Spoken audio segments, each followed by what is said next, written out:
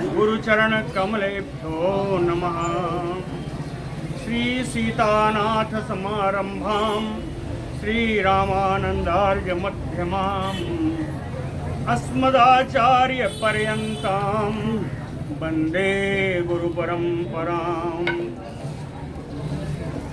श्री वृंदावने अपि कृतयामुनगांग संगम श्री राधा मुकुंद युगलम तत अहं नमामि।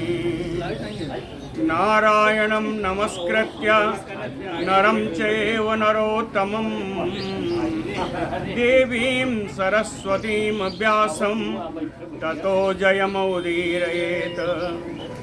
निगम कल्पतरोर्गलितं फलं सुखमुखात् अमृतद्रव संयुतं पिबत भागवतं रसमालयं।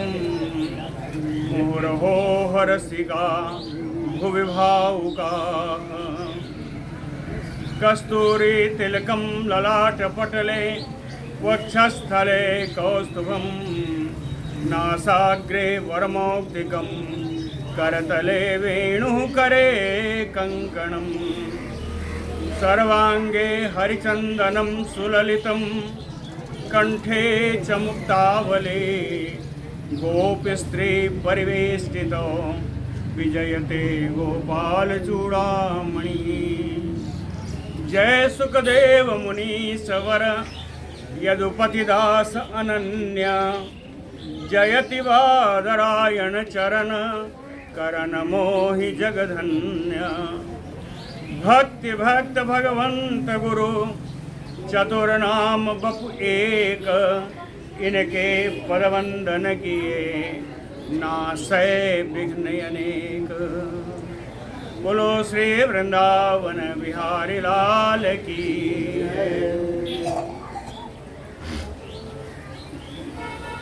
राम जी का चरित्र कल पूर्ण हो गया था। जितना श्रीमद् भागवत में है वैसे तो राम जी का चरित्र पूर्ण होने वाला नहीं है।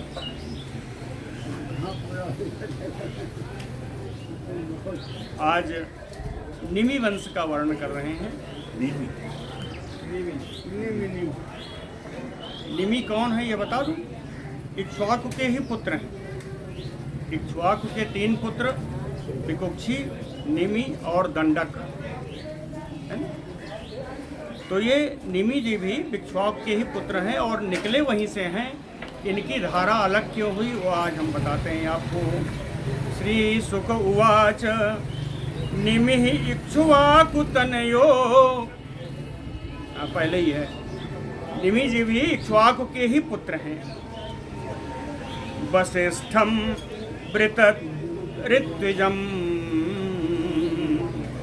इन्होंने एक यज्ञ के लिए वशिष्ठ जी को ऋत्विज के रूप में वर्ण किया। वसिष्ठम अवृतम ऋत्विजम। ऋत्विज केवल एक नहीं होता, यज्ञ कराने वाले संपूर्ण का नाम लेना है तो ऋत्विज कह देते हैं, है ना। ये वशिष्ठ जी तो आचार्य होंगे। ये ऋत्विज जो है 4 में नहीं आते, है ना। ये क्या है? जैसे आचार्य, ब्रह्मा, है ना, अध्वर और उद्गाता, ये 4 है। ऋत्विज इसलिए सभी के लिए होता है। तो वसिष्ठम अवृत ऋत्विजम, वशिष्ठ जी का उन्होंने वर्ण किया अपने यज्ञ के लिए। वशिष्ठ जी ने क्या किया कि आरभ्य सत्रम, यज्ञ उन्होंने प्रारंभ करा दिया। आरभ्य यानी प्रारंभ करा के, प्रारंभ करा करके सो अपि आह, वशिष्ठ जी ने कहा कि सक्रेण प्राक वृत्तो अस्मि भोः। हे राजन, आपसे पहले मैं इंद्र के द्वारा वर्ण किया जा चुका हूँ, है ना। आपसे पहले इंद्र जी ने मुझे वर्ण कर लिया है यज्ञ के लिए, लेकिन आरंभ करा दिया, तब आरंभ करा दिया यज्ञ का। तो आरभ्य सत्रम सोऽप्याह सक्रेण प्राक वृतो अस्मि भोः। तम निर्वृत्ति आगमिष्यामि तावत माम प्रतिपालय। जाता हूँ मैं, उनका यज्ञ करा करके लौटूंगा। तम निवर्त्य निवर्ति आगमिष्यामि, हाँ, उनका यज्ञ पूरा करके मैं आ जाऊंगा। तावत माम प्रतिपालय, तब तक तुम मेरी प्रतीक्षा करो। तावत माम प्रतिपालय। क्या बोलते राजा? राजा निमि ने कहा, कुछ नहीं कहा। कहे तूष्णीम आसीत गृहपति। राजा निमि चुप रह गए। सो अपि इंद्रस्य अकरोत मखम। और वशिष्ठ जी इंद्र का यज्ञ पूर्ण करने के लिए चले गए। पूर्ण नहीं, उनका यज्ञ करवाने के लिए चले गए। सो अपि इंद्रस्य अकरोत मखम। जाने के बाद निमि जी ने सोचा कि निमि चलम इदम विद्वान। निमि जी विद्वान भी थे और यहाँ विद्वान का अर्थ दूसरे के लिए आया है कि चलम इदम विद्वान। यह शरीर नश्वर है, इस बात को जान करके निमि चलम इदम शरीरम, है ना, विद्वान, इसको जान करके सत्रम आरभत आत्मवान। आत्मज्ञानी निमि जी ने उस यज्ञ को आरंभ करवा दिया।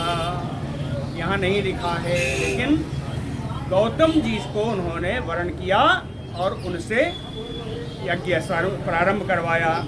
लेकिन देखिए, उनका वर्ण जो उन्होंने किया था वो शर्तों पर किया था, है ना। शर्त क्या थी? कहे ऋतु के भी अपरह तावत न आगमत यावता गुरु। उन्होंने ऋतुओं का, गौतम ऋषि का वर्ण उस समय तक के लिए किया जब तक कि उनके गुरु वशिष्ठ जी लौट नहीं आते। इसमें लिखा है, देखिए साफ साफ लिखा है, ऋतु भी परह तावत, तब तक के लिए, ना आगमत, जब तक नहीं आ जाते, यावता गुरु। हमारे गुरु जो इंद्र का यज्ञ कराने के लिए गए हैं, जब तक वो लौट नहीं आते तब तक के लिए मैं आपका वर्ण करता हूँ। लेकिन गुरुजी लौट आए। कब लौटे? शिष्य व्यतिक्रमं वीक्ष निर्वर्त्य गुरु आगतः। गुरु निर्वर्त्य आगतः। गुरुजी इंद्र का यज्ञ पूर्ण करके लौट आए और कुछ नहीं पूछा। शिष्य व्यतिक्रमं वीक्ष, कि उनके शिष्य ने उनकी आज्ञा का पालन नहीं किया, आज्ञा का उल्लंघन किया, ऐसा देख करके, वीक्ष माने पश्य, ऐसा देख करके असपत पततात देहो निमेह पंडित मानिना। वशिष्ठ जी ने कुछ नहीं पूछा। कहते हैं निमेह पंडित मानिना। अरे निमि, तू अपने को बड़ा पंडित मानता है, तू अपने को बड़ा बुद्धिमान मानता है। निमेह पंडित मानिना। असपत, उनको श्राप दे दिया। श्राप क्या दिया? कि पततात देहो, तुम्हारे शरीर का पतन हो जाए। पततात देहो, तुम्हारे शरीर का पतन हो जाए, ऐसा निमि जी को उन्होंने श्राप दे दिया। अब निमि जी क्या करें? तो निमि ही प्रतिददौ शापम गुरुवे अधर्मवर्तिने। निमि के अनुसार अधर्मवर्तिने गुरुवे, निमि के अनुसार जो उनके गुरु अधर्म का कार्य कर रहे थे, अधर्म पर चलने वाले गुरु के लिए निमि ही शापम प्रतिददौ। निमि ने उनको भी अपने गुरु को श्राप दे दिया। क्या दिया? कहे तवापि पततात देहो लोभात धर्मम अजानतः। धर्म कहे धर्मम अजानतः लोभात। निमि जी कह रहे हैं, मैं नहीं कह रहा हूँ। उन्होंने कहा कि लोभ के कारण आपने धर्म का आदर नहीं किया। कि निमि के यहाँ से यज्ञ में मिल जाए और इंद्र के यहाँ से भी यज्ञ में मिल जाए, आज जैसा देखो राजगीर वगैरह करते हैं ना कि 4 दिन का काम बाकी है तभी दूसरे जगह फंसा लेंगे, फिर कहेंगे जरा रुकिए हम अभी करके आते हैं, 2 दिन का काम बाकी है ना, कि यहाँ कभी ना जाने पाए और वहाँ का पूरा कर ले। स्थिति वही है, लेकिन यह निमि जी के अनुसार है, मैं नहीं कहता। निमि जी ने कहा धर्मम अजानतः लोभात, लोभ के कारण, लोभ से आपने धर्म का पालन नहीं किया, इसलिए तव अपि आपका भी देहोपततात, आपका भी देहपात हो जाए। उन्होंने भी श्राप दे दिया। इति उत्ससर्ज स्वमदेहम, ऐसा श्राप दे करके निमि जी ने अपने देह का स्वयं त्याग कर दिया। इति उत्ससर्ज स्वमदेहम निमि, क्यों किया? कहें अध्यात्म को विदहा, वो अध्यात्म के जानकार थे, भगवान की भक्ति को जानते थे, भगवान के चरणों का आश्रय था उनको। तो कहें अध्यात्म को विदः निमि स्वम देहम उत्ससर्ज, उन्होंने स्वयं त्याग कर दिया और वशिष्ठ जी का शरीर पात हो गया उनके श्राप के कारण। तो वशिष्ठ जी फिर कैसे आए? कहे मित्रावरुणयोः यज्ञे उर्वश्याम प्रपितामहः, मित्रावरुणयोः यज्ञे उर्वश्याम, मित्रावरुण देवताओं से उर्वशी के संसर्ग में आने पर इनका पुनः जन्म हुआ। इसकी कथा भी अलग से है ना। मित्रावरुण ने जब उर्वशी जी को देखा तो एक काम मुग्ध हो गए और इनका बीजपात हो गया। उसको 2 अलग अलग कलश में रखा गया, कुंभ में रखा गया, इसीलिए इनको कुंभ योनि कहते हैं। और 2 क्यों हैं? एक वशिष्ठ जी हैं, दूसरे अगस्त जी हैं। तो वशिष्ठ जी अगस्त जी इस हिसाब से दोनों भाई भाई हैं। तो वशिष्ठ जी ये कुंभ योनि है। मित्रावरुण के द्वारा उर्वशी के माध्यम से इनका पुनः जन्म हुआ।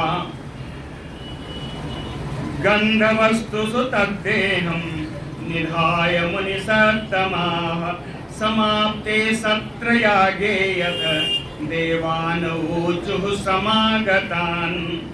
मुनिसत्तमाः, श्रेष्ठ मुनि लोग जो राजा निमि का यज्ञ करा रहे थे, मुनिसत्तमाः ततदेहम, निमि के गिरे हुए शरीर को, मृतक शरीर को गंध वस्तु सुनिधाय, सुंदर सुगंधित वस्तुओं में उनको रख करके सुरक्षित किया।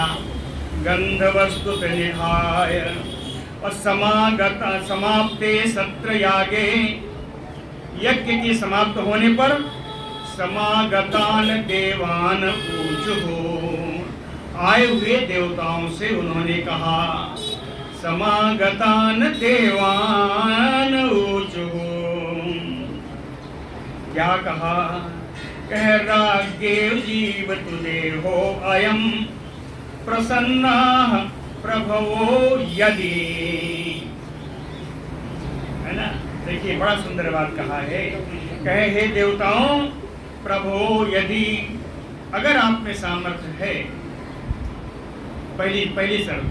दूसरी प्रसन्नाः, अगर आप राजा से प्रसन्न हैं, अगर आप में सामर्थ्य है और आप प्रसन्न हैं तो राज्ञो देहो अयम जीवतु, लोक लगा रहे, राज्ञो देहो अयम जीवतु, तो आप इनके शरीर को पुनः जीवंत करें, है ना। राज्ञो देहो अयम जीवतु, देवताओं ने क्या कहा? तथा इति उक्ते, राजाओं ने कहा, देवताओं ने कहा ठीक है ऐसा ही होगा, मैं इनको जीवित कर रहा हूँ। लेकिन निमि प्राह, निमि जी बोले, माँ भूत में देह बंधम, माँ भूत में देह बंधम, मुनि जी ने कहा, मुझको अब देह के बंधन में पुनः मत डालो। देह के बंधन में अब बंधना नहीं चाहता। माँ भूत में देह बंधन, क्यों नहीं जाना चाहता? कहे यस्य योगम न वांछन्ते वियोग भय कातरा भजन्ति चरणाम भोजम मुनयो हरिमेधसा। मुनयो हरिमेधसा, कहते हैं हरिमेधसा मुनयो, जो विचारशील मुनि लोग हैं वो तो अपने से भगवान का ही भजन करते रहते हैं, अपना मन भगवान में ही लगा देते हैं। विचारशील मुनि, मेधसे मुनि हरिम, विचारशील मुनि लोग अपना ध्यान मन मुनि भगवान में ही लगा देते हैं। और चरणाम्भोजम भजन्ते, उनके चरण कमलों की ही सेवा करते रहते हैं। तो ये शरीर क्या है? कह वियोग भय कातरा, इस शरीर को कभी न कभी तो नष्ट होना ही है। इस शरीर से वियोग होने के भय में हमेशा लोग दुखी होते रहते हैं। तो ऐसा दुख प्रदान करने वाला ये शरीर मुझे नहीं चाहिए। वियोग भय कातरा यस्य योगम न वांछन्ति, इसलिए पुनः मैं इस शरीर का संयोग नहीं चाहता। यस्य योगम संयोगम न वांछन्ति न इच्छन्ति, इस शरीर का संयोग पुनः मैं नहीं चाहता। क्यों? क्योंकि ये कब चला जाएगा इसका कोई ठिकाना नहीं। वियोग भय कातरा देहम नावरुसे हम दुख शोक भयावहम, शरीर की और क्या कमी है? कहते हैं दुख शोक भयावहम, ये शरीर ही दुख शोक और भय को देने वाला है, उत्पन्न कराने वाला है। दुख का अनुभव शरीर ही करता है, शोक का अनुभव भय का अनुभव शरीर ही करता है। ये दुख शोक भयावहम, ये शरीर दुख शोक और भय को देने वाला है, इनको उत्पन्न कराने वाला भी है। इसी शरीर के लिए ही किसी झगड़ा करेंगे दुख होगा, भय होगा। तो दुख शोक भयावहम देहम, ऐसे शरीर को नावरुसे अहम, अब इस शरीर में पुनः धारण करना नहीं चाहता। मैं एक बात बताऊं, एक उदाहरण। सर्वत्र यस्य यतो मृत्यु मत्स्यानाम उदके यथा, हम सोचते हैं कि जल में पड़ी हुई मछली बड़े आराम से है, लेकिन जल में पड़ी हुई मछली को अपने से बड़े जीवों का भय हमेशा बना रहता है। तो कहते हैं मत्स्यानाम उदके यथा मृत्यु सर्वत्र, जल में पड़ी हुई मछली को अपनी मृत्यु का भय हर जगह लगा रहता है, उसी प्रकार इस शरीर को भी संसार में हर समय अपने शरीर नष्ट होने का भय ही लगा रहता है। इसलिए मुझे शरीर नहीं चाहिए। देवाऊचुः, तब देवताओं ने कहा विदेहवस्यताम कामम लोचनेषु शरीरिणाम उन्मेषण निमेषाभ्याम लक्षितो अध्यात्म संस्थितः। विदेह कहते हैं आप बिना शरीर के, कामम अपनी इच्छा के अनुसार, शरीरिणाम लोचनेषु शरीरधारियों के नेत्र में, सप्तमी है, शरीरिणाम लोचनेषु उस्यताम, आप निवास करें। बिना शरीर के शरीरधारियों के नेत्रों में अपनी इच्छा अनुसार, कामम अपनी इच्छा अनुसार आप इनके शरीर आंखों में निवास करें। वहां क्या होगा? कहे कि आपको पूरा आराम होगा। कहे अध्यात्म संस्थिता, वहाँ शुद्ध चित्त से भगवान का आप भजन करिएगा। अध्यात्म संस्थिता लक्षितो उन्मेषण निमेषाभ्याम। शरीरधारियों को पलक गिरना न गिरना यह आपके ही हाथ में होगा। उनका नियंत्रण, पलकों के गिरने ना गिरने का नियंत्रण आपके ही हाथ में होगा। सीता जी के केस में बड़ा सुंदर है ना, सकुच निमित जे त्रिगंचल। जब सीता जी राम जी को देखने लगे तो निमि का तो काम है कि पलक गिरा देना, टेक चल रहा था, तो उन्होंने कहा यहाँ से सीता के पलकों से हमें हट जाना चाहिए। वो हट गए और उन्होंने टेक भगवान का स्वरूप रूप माधुरी को पिया है। उन्मेषण निमेषाभ्याम लक्षितो अध्यात्म संगीता। वहां रह करके आपकी अपनी वृत्ति के अनुसार भगवान का आप निश्चिंत भजन करें। अराजक भयम नीनाम मन्यमाना महर्षयः। अराजक भयम नीनाम मन्यमाना महर्षयः। महर्षियों ने ये माना, अब तो राजा बचे नहीं, तो उस देश के राजा महर्षियों ने यह माना, ऐसा सोच करके, ऐसा विचार करके कि नीनाम अराजक भयम, बिना राजा के प्रजा में अराजकता आ जाएगी, अराजकता फैल जाएगी। अराजक भयम नृणाम, मुनियों ने क्या किया, देहा ममंतु अस्मनि में, निमि के शरीर का मंथन किया गया। देहा ममंतु अस्मनि में, निमि के शरीर का मंथन किया गया। परिणाम क्या हुआ, कुमार सम अजायत, एक सुंदर कुमार उसमें से उत्पन्न हुआ। कुमार सम अजायत जन्म न जनक सो अभूत, क्योंकि अपने पिता के शरीर से इनका जन्म हुआ था, इसलिए इनका नाम ही जनक पड़ गया। जन्म न जनक सो अभूत। और वैदेह तु विदेह जहा, बिना शरीर के जो राजा हो गए थे, उस शरीर से इनकी उत्पत्ति थी, इसलिए इनको वैदेह कहा गया। अब वैदेह विदेह जहा वैदेह। एक तीसरा नाम भी है, मिथिलो मथना जातो, क्योंकि ये मंथन से उत्पन्न हुए इसलिए इनको मिथिल कहा गया। मंथन से उत्पन्न हुए इसलिए इनको मिथिल कहा गया। तीन नाम हैं, तीनों नामों का कारण बताया। एक जनक हो गए, विदेह हो गए और मिथिल हो गए। कहें मिथिल नाम को सार्थक करने के लिए मिथिला एन निर्मिता, इन्होंने मिथिलापुरी बसाई। हाँ, मिथिल नाम को सार्थक करने के लिए मिथिला एन निर्मिता।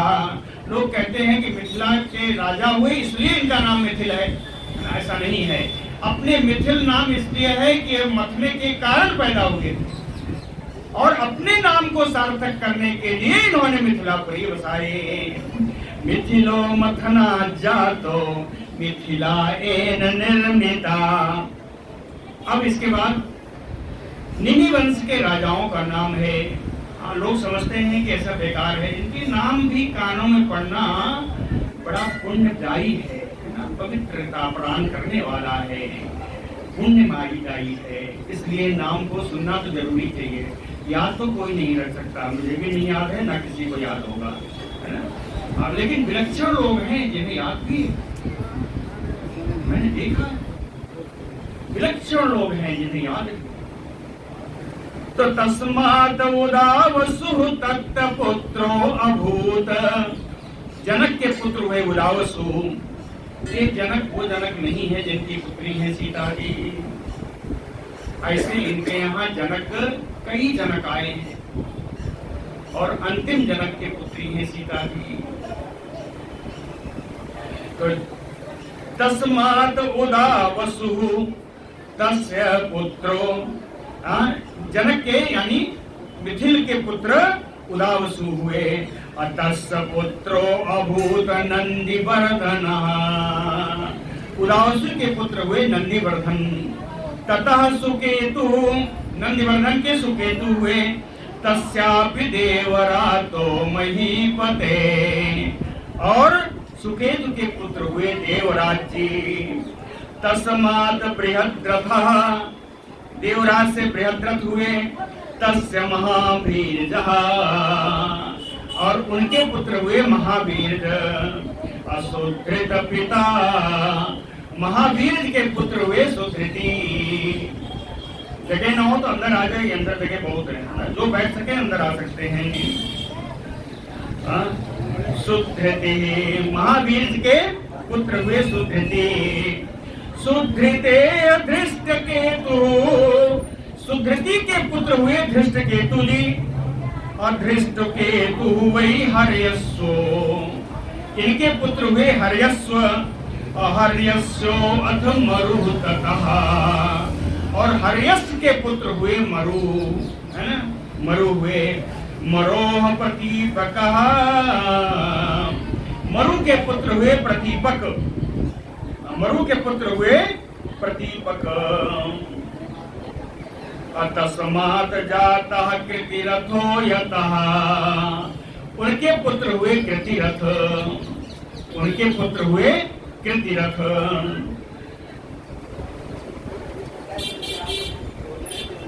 देवमूढ़मीढ़ तस्य सुतो, कृतिरथ के पुत्र हुए देवमीढ़। असुतो विस्तृतो, इनके पुत्र हुए विस्तृत जी।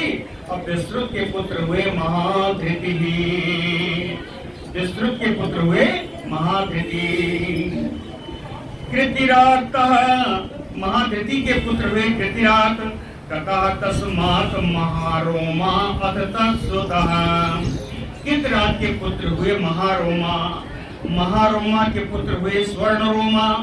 स्वर्णरोमा सुतः तस्य ह्रस्वरोमा विजायत, महारोमा के पुत्र स्वर्णरोमा, स्वर्णरोमा के पुत्र हस्रोमा, ह्रस्वरोमा। ततः क्षीरध्वजो यज्ञे, ह्रस्वरोमा के पुत्र हैं क्षीरध्वजी। ह्रस्वरोमा के पुत्र हैं क्षीरध्वज। क्षीरध्वज से कुछ समझ में आया, याद आया? क्षीरध्वज यज्ञे यज्ञार्थं कर्षतो मही, क्षीरध्वजो यज्ञे यज्ञार्थं कर्षतो मही। क्षीरध्वज ही थे जिन्होंने यज्ञ के लिए भूमि की जुताई की। यज्ञे यज्ञार्थं कर्षतो मही, और क्षीराग्रतो, क्षीर कहते हैं हल को। क्षीराग्रतो, हल के अग्रभाग, अग्रभाग क्या होता है? आप लोग कभी देखे नहीं होंगे। फाल, अग्रभाग उसका फार है, उसी फाल को ही सीता कहते हैं।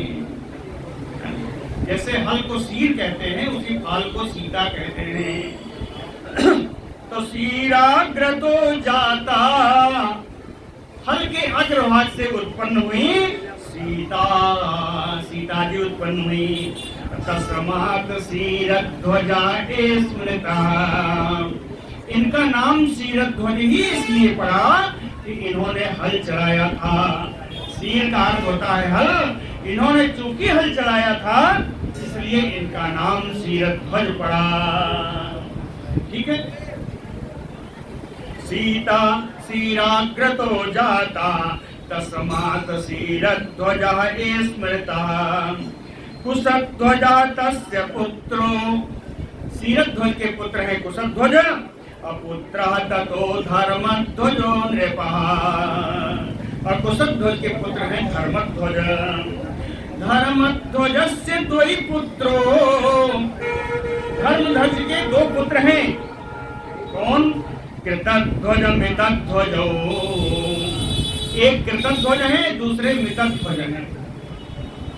तो कृतध्वजात् केशिध्वजः, कृतध्वज से उत्पन्न हुए केशिध्वज, और मितध्वजात खांडिक्यः, मितध्वज से खांडिक नाम का पुत्र हुआ।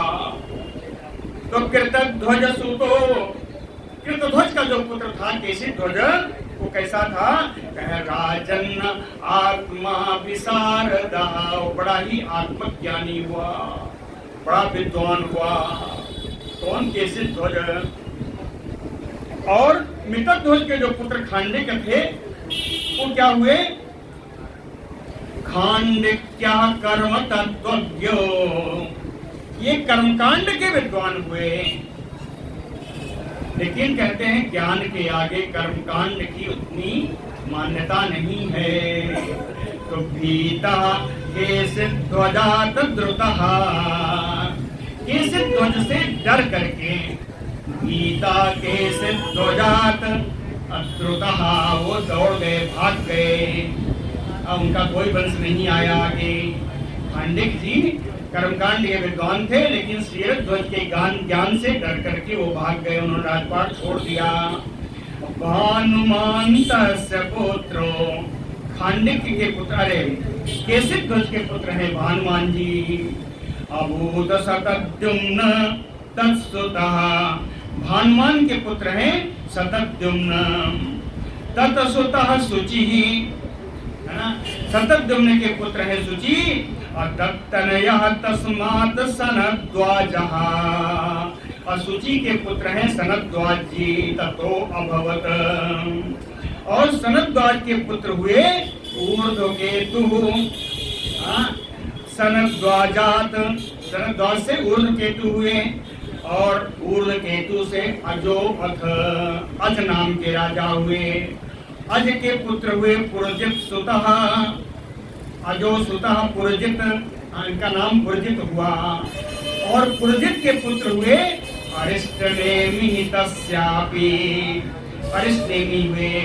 अरिष्टनेमि के पुत्र हुए श्रुतायु, श्रुतायु तत् सुपार्श्वकः, और श्रुतायु के पुत्र हुए सुपार्श्वजी। ततः चित्ररथो यस्य क्षेमधि मिथिलाधिपः, और सुपार्श्व से चित्ररथ नाम के राजा हुए, है ना। और इन चित्ररथ से क्षेमाधि मिथिलाधिपा, क्षेमाधि नाम के मिथिलापुरी के राजा उत्पन्न हुए। क्षेमाधि का बहुत बड़ा राज्य हुआ, है ना। ये चित्ररथ के पुत्र थे। अब क्षेमाधि से जो पुत्र हुए तस्मात् समर्थः, इनके पुत्र हुए समर्थ। और तस्य सुतः सत्यरथः, समर्थ के पुत्र हुए सत्यरथ। आसीत उपगुरु, सत्यरथ के पुत्र हुए उपगुरु।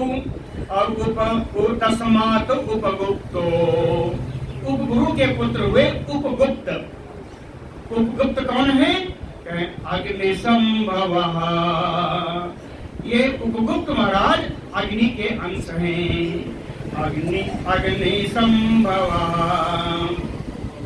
वसु अनंतो वथ तत्पुत्रो, और उपगुप्त के पुत्र हुए वसु अनंत। और तत्पुत्रो युधो, और वसु अनंत के पुत्र है युध। यतः सुभाषनः, और उनके पुत्र हुए सुभाषण जी, उनके पुत्र हुए सुभाषण। और सुभाषण के पुत्र हुए श्रुत। श्रुतः ततो जयः तस्मात् विजयो। श्रुत के पुत्र हुए जय, जय के पुत्र हुए विजय, और विजय के पुत्र हुए ऋत। श्रुतः ततो जयः तस्मात् विजयो तस्मात् ऋतः सुतः। अंत में हुए ऋत के पुत्र हुए सनकः सुनकः ततसुतो, ऋत के पुत्र हुए सुनक। सुतो यज्ञे बीतिहव्यो, और सुनक के पुत्र हुए बीतिहव्य। धृति ततः, बीतिहव्य के पुत्र हुए धृति। और धृति के पुत्र हुए बहुलास्व। बहुलास्वो धृते हतस्य अकृति यस्य महावसी। बहुलास का पुत्र कृति हुआ, अकृति का पुत्र हुआ महावसी। महावसी मिथिला के अंतिम राजा हुए। ये सब सीता जी के बाद है, ये द्वापर में है। सीता जी का जन्म जहाँ हुआ वहाँ तक त्रेता था, उसके बाद सारे राजा द्वापर में आए हैं। और ये महाबसी जो आए हैं, कलयुग का प्रारंभ होने जा रहा था, और तब तक के राजाओं का नाम है यस्य महाबसी एते वै मिथिला राजन। कहते यही हैं जो मिथिला के राजा लोग हुए। एते वै मिथिला राजन, ये सब कैसे थे? कहें आत्मविद्या विशारदा, सब विद्या विशारद थे, सब विद्वान हुए। योगेश्वर प्रसादेन द्वंद्वैः मुक्ता गृहेषु अपि द्वंद्वैः मुक्ता। घर गृहस्थी में रहने के बाद भी द्वंद्वैः मुक्ता। द्वंद्व क्या है? सुख दुख हानि लाभ आदि। हाँ, घर गृहस्थी में रहने के बाद भी ये सुख दुख आदि द्वंद्वों से मुक्त थे। इनको इसका कोई दुख नहीं था। यह क्यों हुआ? योगेश्वर प्रसादेन, याज्ञवल्क्य आदि योगेश्वरों के कृपा पात्र से इन लोगों को कोई द्वंद्व नहीं हुआ। यह हुआ निमि जी का वंश। आज जन्माष्टमी है, हमारे सभी लोग बड़ी सुंदर से इसको मनाना चाहते हैं, इसलिए आज निमि का वंश भी पूरा हो गया। देखिए भगवान की कृपा है, ये निमि वंश भी छोटा ही था, है ना, तो छोटा था तो ये पूरा हो गया। और अब मैं इसको जन्माष्टमी के नाम समर्पित करता हूँ। बोलो भक्तवत्सल भगवान की।